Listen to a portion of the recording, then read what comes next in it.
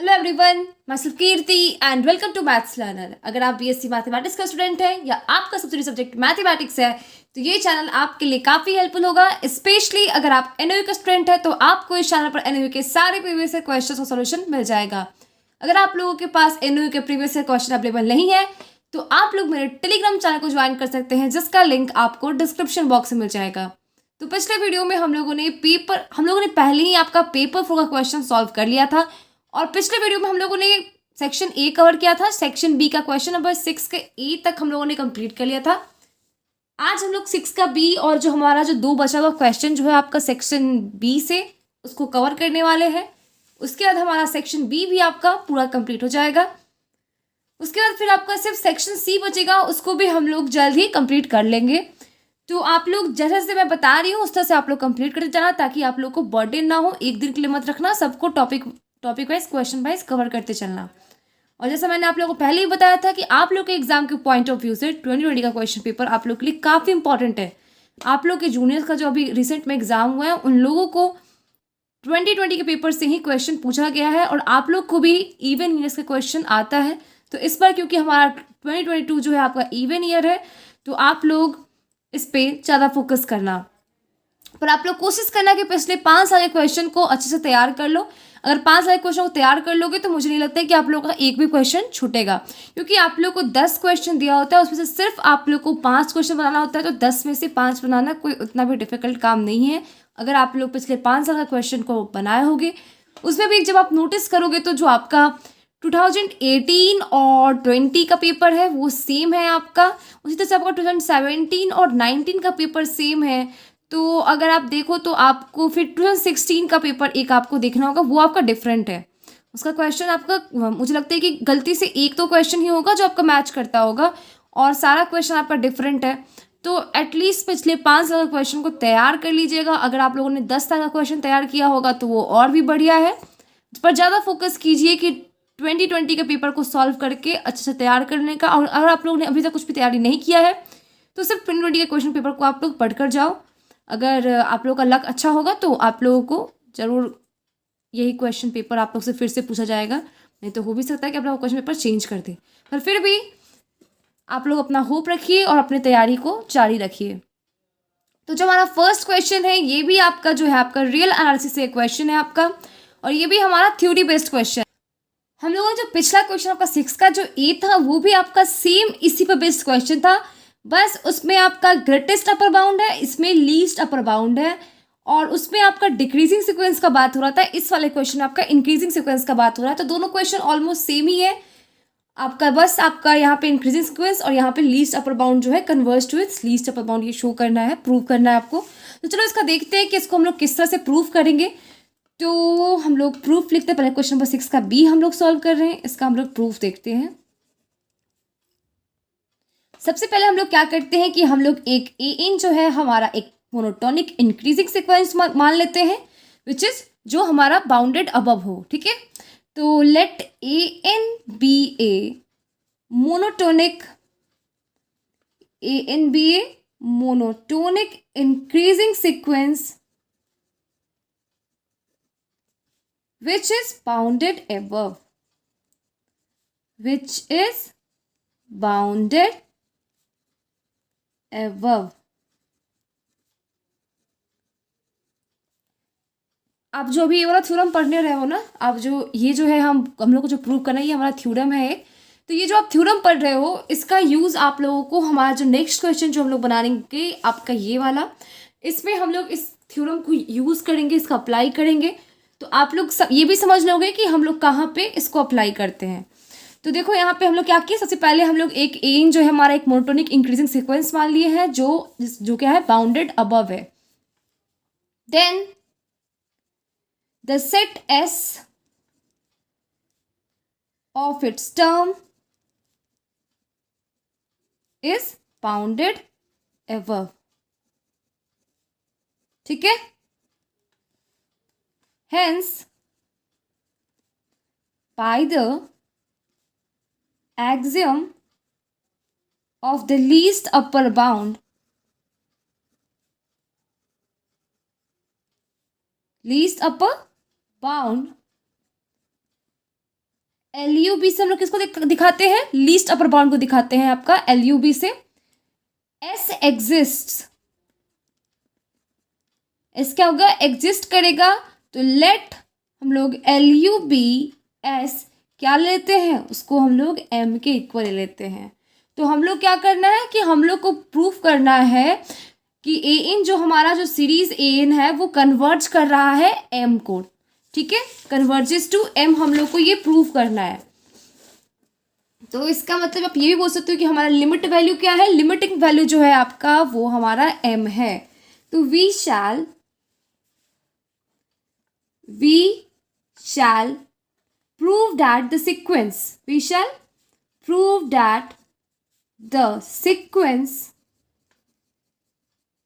हमारा सीक्वेंस क्या है AN, वो क्या करता है, converges to M, converges to capital M, ठीक है। तो from the definition of LUB, फ्रॉम द definition of LUB, least upper bound, it follows that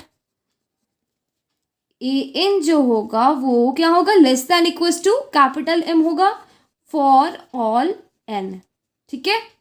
इसको आप लोग क्या करोगे, इसको इक्वेशन 1 कंसिडर कर लो। हम लोग, अगर आप लोग को याद होगा तो हम लोगों ने पिछला क्वेश्चन भी हमारा इसी तरह से सॉल्व किया था, और हम लोग अपना इसमें भी सेम वो उसी तरीके से हम लोग इसको भी प्रूव करेंगे। बस आपका डिफरेंस है आपका ग्रेटेस्ट लीस्ट अपर बाउंड का और आपका इंक्रीजिंग सीक्वेंस का, उसमें आपका डिक्रीजिंग सीक्वेंस था। तो फॉर ऑल N, और उसके बाद फिर हम लोग क्या लिखेंगे, एंड AN जो है वो आपका क्या है, ग्रेटर देन आपका होगा M माइनस एप्सिलॉन। इसको इक्वेशन नंबर 2 कंसिडर कर लो, ठीक है। For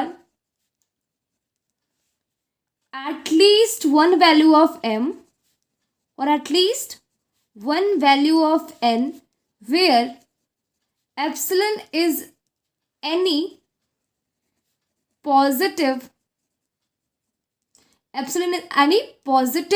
number, no matter how small, since the sequence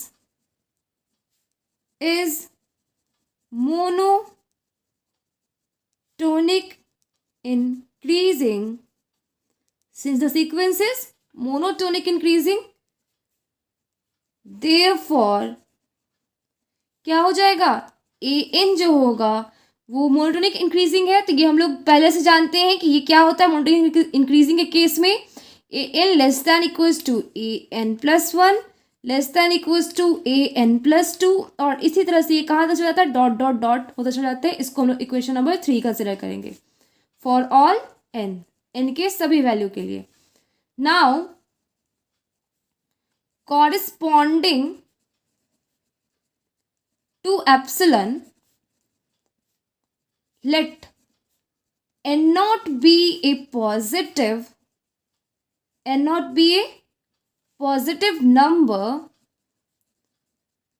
which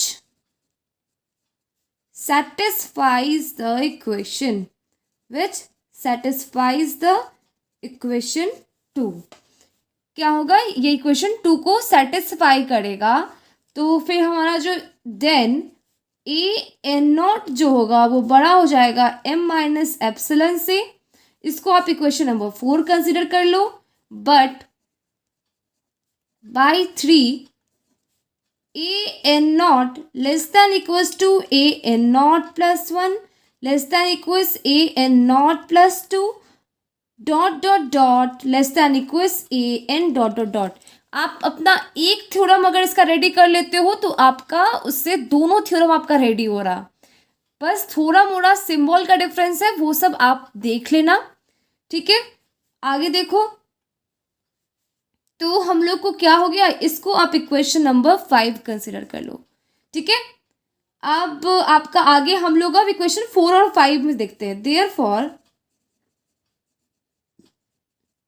from 4 and 5 we have, क्या है हम लोगों के पास, m माइनस एप्सिलन जो होगा वो छोटा होगा ए एन नॉट से, is less equal to a n not plus one, dot dot dot कहाँ तक जाएगा आपका, ये ए एन तक जाएगा। तो therefore m minus epsilon जो होगा वो is less than equals to a n, that is a n is greater than equals to m minus epsilon. ठीक है, for all n greater than equals to less, ये आपका क्या हो गया n नॉट। इसको एक क्वेश्चन नंबर आप क्या करोगे 6 कंसीडर कर लोगे। अब हम लोग आगे देखते हैं, तो हम लोग यहाँ पे क्वेश्चन नंबर 6 तक, यहाँ तक आप लोग समझने में कोई दिक्कत नहीं होगा। अब आगे देखते हैं, बस स्टेप वाइज आप लोग को करते जाना है, जैसे आप लोगों ने पिछला क्वेश्चन किया था सेम उसी तरह से करना है। बस आपका कहीं कहीं पे आपका सिंबल में चेंज होगा, तो सिंबल आप लोग उसको देख लेना। But from one a n is less than equals to m plus epsilon for all n। इसको क्या करोगे, इक्वेशन नंबर 7 कंसिडर कर लो। तो अब क्या करेंगे हम लोग, अब हम लोग 6, हमारा जो इक्वेशन नंबर 6 है और जो हमारा 7 इक्वेशन नंबर है, इस दोनों को कंबाइन करते हैं। तो hence combining 6 and 7 we have, क्या है हम लोगों के पास, m माइनस एप्सिलन जो होगा वो आपका लेस देन इक्वल्स टू हो जाएगा ए एन, लेस देन हो जाएगा m plus epsilon for all n greater than equals to n not. ठीक है, दस corresponding to a positive number, this corresponding to a positive number epsilon, there exists a positive number n naught such that m minus epsilon जो होगा वो आपका less than equals हो जाएगा a n less than m plus epsilon for all n greater than equals to n naught. That implies a n minus m जो होगा आपका वो लेस देन एप्सिलन हो जाएगा for all n greater than equals to n not. Hence by the definition of the limit of the sequence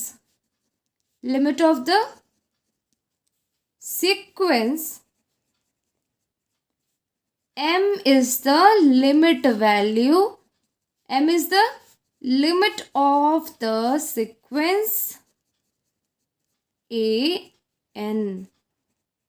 ठीक है, m क्या हो गया, हमारा लिमिट हो गया, जो हमारा सीक्वेंस है a n, that is the sequence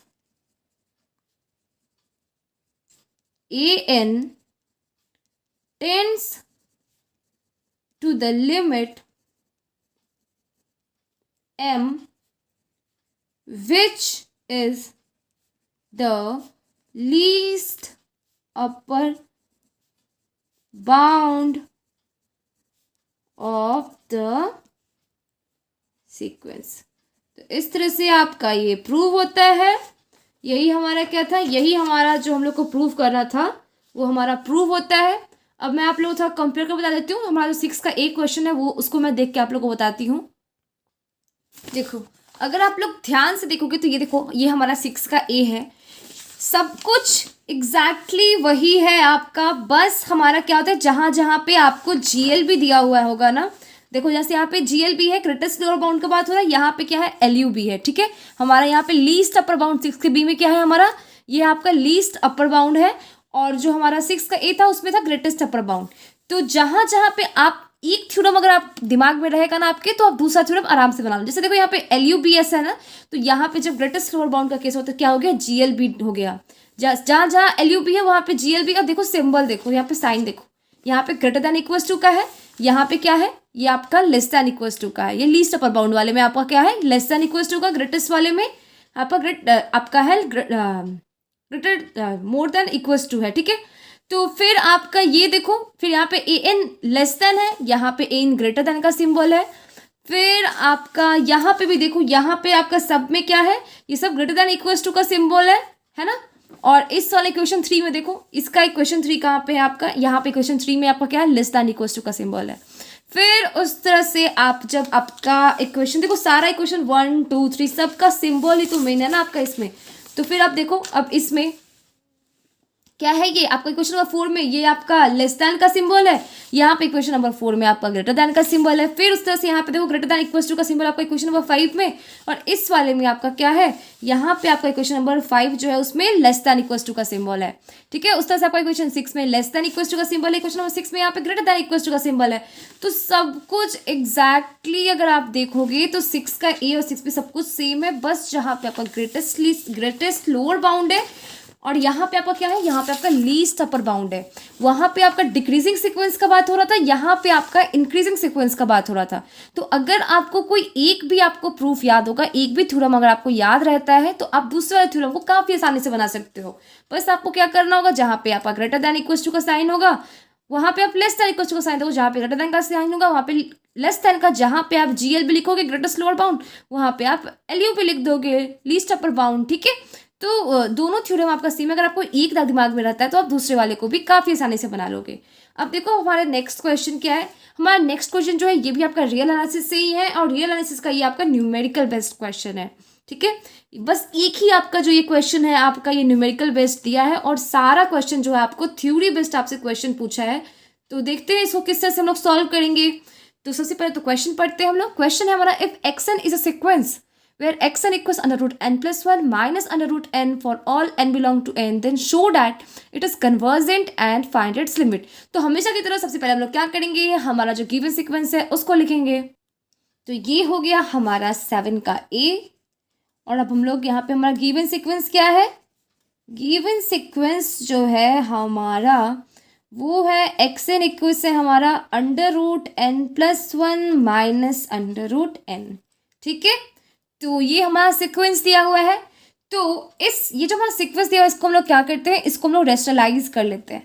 तो चलो रेस्टलाइज करेंगे तो क्या करेंगे, ऊपर नीचे जो है हम लोग इसमें under root n plus 1 plus under root n से मल्टीप्लाई कर देते हैं, ठीक है। सॉरी तो ऊपर नीचे क्या किए हम लोग, इसको under root n plus 1 plus under root n से मल्टीप्लाई कर दिए। तो फिर हमारा जो ये क्या हो जाएगा, यहाँ पे आपका n प्लस 1 ऊपर में हो जाएगा और माइनस n हो जाएगा ये आपका, और नीचे में आपका हो जाएगा under root n plus 1 plus under root n। तो ये हो जाएगा आपका 1 by under root n plus 1 plus under root n, ठीक है। तो हमारा xn क्या आ गया, 1 by under root n plus 1 plus under root n आ गया। अब हम लोग क्या करेंगे, xn प्लस 1 निकालेंगे। यहाँ पे देखो ये जो क्वेश्चन है ना, आपको यहाँ पे क्या करना है, आपको शो करना है कि ये कन्वर्जेंट है। तो अगर ये जो हमारा सीक्वेंस दिया हुआ है इसको हम लोग या तो मोनोटोनिकली इंक्रीजिंग होगा या नहीं तो मोनोटोनिकली डिक्रीजिंग होगा। अगर इसको मोनोटोनिकली इंक्रीजिंग या मोनोटोनिकली डिक्रीजिंग जो भी होगा ये सीक्वेंस हमारा, उसको वो शो कर देते हैं। और दूसरा चीज़ ये शो कर देते हैं कि ये जो है हमारा बाउंडेड है। तो अगर ये बाउंडेड होगा तो क्या होगा, कन्वर्जेंट होगा। वही अगर ये अनबाउंड होता तो ये आपका क्या हो जाता है, डाइवर्जेंट का केस हो जाता है ये। पर अगर हम लोग को यहाँ पे जैसे, क्योंकि यहाँ पे कन्वर्जेंट प्रूफ करना है हमको, तो हमको बस 2 काम करना है। फर्स्ट काम होगा हमारा, इसको या तो मोनोटोनिकली इंक्रीजिंग सीक्वेंस करवा दे, मोनोटोनिकली इंक्रीजिंग सीक्वेंस आपका प्रूफ कर दे, नहीं तो मोनोटोनिकली डिक्रीजिंग सीक्वेंस हम लोग अगर इसको सॉल्व कर देते हैं। और साथ में हम लोग क्या, ये अगर इन दोनों में से तो कोई एक होगा आपका, और दूसरा काम जो हो वो हम ये लोग ये शो कर दे कि हमारा जो ये सीक्वेंस है वो बाउंडेड है, तो वो क्या होगा, वो कन्वर्जेंट खुद ही हो जाएगा, ठीक है। क्योंकि अगर कोई सीक्वेंस अगर मोनोटोनिकली इंक्रीजिंग है और वो बाउंडेड भी है तो वो कन्वर्जेंट होता है, या तो आपका मोनोटोनिकली डिक्रीजिंग सीक्वेंस है और साथ ही में आपका अगर वो बाउंडेड होता है तो वो जो आपका सीक्वेंस होगा वो क्या होगा, वो कन्वर्जेंट होगा। तो देखते हैं हम लोग। तो यहाँ पे हम लोग एक्स एन का वैल्यू तो निकाल चुके हैं हम लोग। अब यहाँ पे क्या करने वाले हैं, अब हम लोग एक्स एन प्लस वन का वैल्यू निकालने वाले हैं। Then x n plus one क्या हो जाएगा, वो हो जाएगा आपका हमारा, देखो एक्स एन क्या आया है हमारा, एक्स एन हम लोग जब निकाल रहे हैं तो वो आया हमारा 1/√n plus one plus √n आया है। तो जब अब एक्स एन का वैल्यू ये है तो एक्स एन प्लस वन क्या हो जाएगा, √n प्लस टू, ये हो जाएगा आपका √n plus two plus √n plus one. यहाँ तक तो आप लोग को कोई डाउट नहीं होना चाहिए। अब देखो, अब क्या करते हैं, अब यहाँ पे हम लोग x n plus one minus x n निकालेंगे। Therefore x n plus one minus x n क्या हो जाएगा, देखो एक्स एन प्लस वन जो है आपका वो है √n plus two plus √n plus one, और आपका जो आपका एक्स एन है वो क्या है, वो है आपका √n plus one plus √n। ठीक है, तो एलसीएम जब लोगे तो ये आ जाएगा आपका √n plus two plus √n plus one into √n plus one plus √n। आप इसको चाहते तो दूसरे मेथड से भी कर सकते थे, पर ये वाला भी आपका, इससे भी करोगे तो कोई दिक्कत नहीं है आपका। तो देखो ये आपका क्या हो गया, √n plus one plus √n minus हो जाएगा आपका √n plus two minus √n plus one. तो ऊपर क्या बच जाएगा आपका √n minus √n plus two by आपका क्या हो जाएगा ये हो जाएगा आपका n into n plus two, और ये इंटू में n प्लस वन बाहर, या नहीं ये नहीं होगा, रुक जाओ इसको काटो। ऐसे नीचे वाला डेनोमिनेटर से कुछ हम लोग को कोई काम ही नहीं है। देखो ये इक्वल्स क्या हो जाएगा, ये आपका ये हो गया √n minus √n plus two, और नीचे का हम लोग उसी तरह से रहने देते, कोई ज़रूरत नहीं है मल्टीप्लिकेशन या कुछ भी करने का। ठीक है, देखो ये हो गया √n प्लस वन और प्लस √n हो गया। ठीक है, तो अगर आप इसको ध्यान से देखो तो ये जो हमारा जो वैल्यू आने वाला है वो क्या 0 से बड़ा होगा या 0 से छोटा होगा। जब आप देखोगे अगर हम लोग यहाँ पे n का वैल्यू 1 डालते हैं तो 1 माइनस कुछ भी होगा तो 1 प्लस टू 3, 1 से बड़ा ही होगा तो कुछ भी आएगा। ये जो आप जब इसको सॉल्व करोगे तो इसका जो वैल्यू आने वाला है वो कुछ ना कुछ निगेटिव ही आने वाला है, जो क्या है, जो हमारा 0 से छोटा होगा, विच इज़ लेस देन 0। ठीक है, जो क्या होगा 0 से हमारा छोटा होगा। इसका मतलब क्या है, ये जो हमारा सीक्वेंस है ये मोनोटोनिकली डिक्रीजिंग सीक्वेंस है। ठीक है, तो हम लोग लिख देंगे यहाँ पे the sequence xn is monotonically, क्या है ये, डिक्रीजिंग सीक्वेंस है, मोनोटोनिकली डिक्रीजिंग सीक्वेंस। ठीक है, अब हम लोग फर्स्ट स्टेप तो हम लोग कर लिए, हम लोग ये तो शो कर दिए कि हमारा ये जो सीक्वेंस है ये मोनोटोनिकली डिक्रीजिंग सीक्वेंस है। ठीक है, अब सेकेंड चीज जो होगा वो हम लोग को ये शो करना होता है कि ये बाउंडेड है। तो बाउंडेड होने के लिए हम लोग देखो यहाँ पे हमारा an का यहाँ पे जो हमारा xn का जो वैल्यू है, xn का वैल्यू क्या है, हेयर आपका xn जो है वो है आपका हम लोग को आया है √n plus one plus √n है। ठीक है, जो ये जो आपका जो वैल्यू होगा ये हमारा, अगर आप √n और √n ले लो इसको, तो ये जो वैल्यू होगा ये 1/2 √n से छोटा होगा, सॉरी हाँ ये छोटा होगा। क्यों, देखो 1/2 करोगे और एक बार 1/5 करोगे, तो जो आपका अगर 1/2 करो और 1/5 करो तो किसका वैल्यू आपका छोटा आएगा, इसका वैल्यू छोटा आएगा, इसका वैल्यू बड़ा आएगा। तो यहाँ पे n+1 है तो कोई भी नंबर होगा तो इसका तो बड़ा ही होगा ना, उससे सॉरी इसका तो छोटा ही आएगा ना, इसका जो वैल्यू आएगा उससे बड़ा वैल्यू आपका इसका आएगा। तो हम लोग यहाँ पे क्या लिए √n और √n। ठीक है, तो यहाँ पे 1/2 √n हो गया, तो विच इज ये क्या होगा, ये आपका छोटा होगा, मान लेते हैं ये आपका कुछ भी होगा तो 1/2 से तो आपका छोटा ही होगा। अगर 1 डाल लेते हैं n का वैल्यू, n अगर सॉरी 1/2 इंटू अगर ये 1 होगा तब तो ठीक है, अगर 2 डालोगे यहाँ पे तो कुछ भी अगर वैल्यू आएगा तो ये तो 1/2 से तो बड़ा ही होगा ना। तो ये जो आपका जो वैल्यू हमारा आया है ये क्या होगा, ये 1/2 से छोटा होगा। तो इसका मतलब है जो हमारा सीक्वेंस है वो क्या है, वो 0 से, जो हमारा एक्सन जो सीक्वेंस है वो 0 से 1/2 के बीच में लाई कर रहा है। सो द सीक्वेंस क्या होगा, so the sequence is bounded. So the sequence is bounded sequence.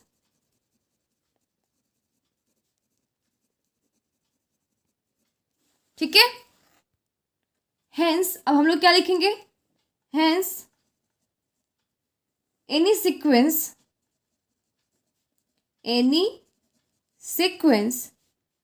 विच, या एनी नहीं, हेंस ऐसे लिखो आप, ऐसे देखो, hence since this sequence is monotonically decreasing sequence, कैसा सीक्वेंस है, मोनोटोनिकली डिक्रीजिंग सीक्वेंस है हमारा, monotonically decreasing sequence, and is bounded. तो इससे क्या होगा, therefore the sequence is convergent, therefore the sequence is convergent। पर हमारा क्वेश्चन जो है यहीं पे एंड नहीं करता है, हमारे क्वेश्चन में अभी एक और चीज़ हम लोग को करना है। कन्वर्जेंट तो हम लोग को शो करना ही था, कन्वर्जेंट तो हम लोग को शो करना ही था, पर उसके साथ साथ हम लोग को ये भी शो करना था, हम लोग को क्या करना है, हम लोग को इसका लिमिट निकालना है, फाइंड इट्स लिमिट। तो लिमिट क्या हो जाएगा, तो यहाँ पे आपका हम लोग लिख देखो यहाँ पे therefore limit n tends to infinity xn, वो क्या हो जाएगा, limit n tends to infinity, और हमारा xn क्या है, 1/√n+1 प्लस √n है। तो ये क्या आ जाएगा आपका, ये आ जाएगा 0। दस the sequence converges to the limit 0। ठीक है, तो इस तरह से हमारा ये वाला क्वेश्चन भी आपका सॉल्व होता है, और आई थिंक कि आप लोगों को ये क्वेश्चन बनाने में काफ़ी ज़्यादा मज़ा आया होगा। तो अब हमारा नेक्स्ट क्वेश्चन हम लोग देख लेते हैं, या इस क्वेश्चन को हम लोग हमारे नेक्स्ट वीडियो के लिए रखते हैं। अगर आप लोगों को वीडियो अच्छा लगा हो तो वीडियो को लाइक कीजिएगा, चैनल को सब्सक्राइब कीजिएगा, और अपने दोस्तों के साथ शेयर करना मत भूलिएगा, और बेल आइकन दबाना मत भूलिएगा, ताकि मैं जब भी मैं वीडियो डालूंगी आप लोग को सबसे पहले मेरा नोटिफिकेशन मिलेगा। ठीक है, तो फिर मिलते हैं हमारे नेक्स्ट वीडियो में, तब तक के लिए आप लोग इतने को कंप्लीट करते रहो। Thank you.